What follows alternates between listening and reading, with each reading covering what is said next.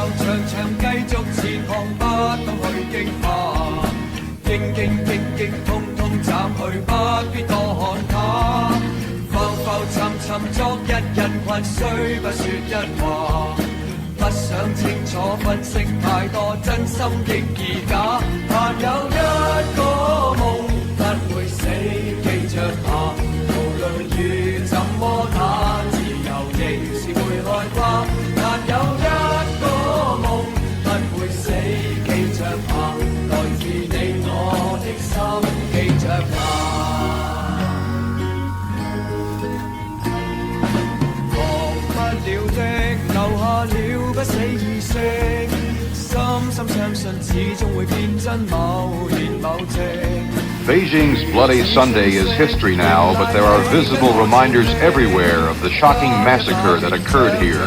Burned out buses and other vehicles are scattered in many sections of the Chinese capital, and the curious are now venturing out of their homes to look at the smoldering aftermath of the violent attack that dealt a staggering blow.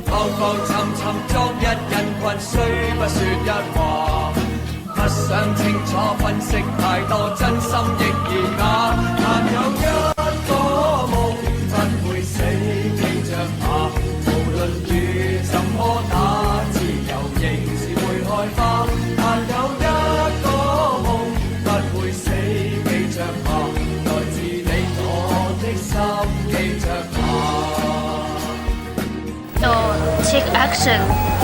And if they come, I think they will not to do any harm to us, just the supporters. Army, our people's army, no problem.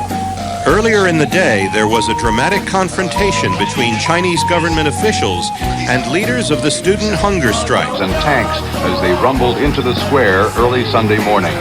But it was impossible to stop the advance, and eventually the students were forced to evacuate. Soldiers fired automatic weapons into crowds of civilians, and the casualties were staggering. The Chinese Red Cross says at least 2,600 people were killed. The students claim thousands of others were wounded.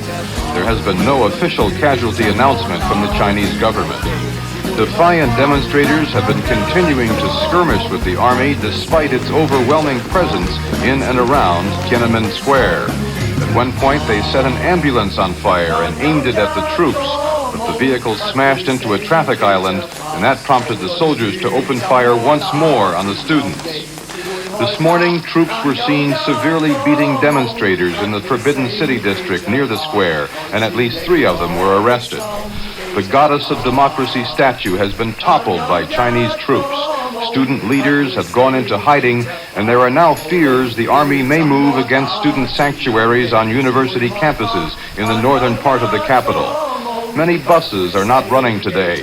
Thousands of workers are staying home, and there is talk that a general strike is being organized to protest the communist regime's brutal response to the student demands for democratic reforms.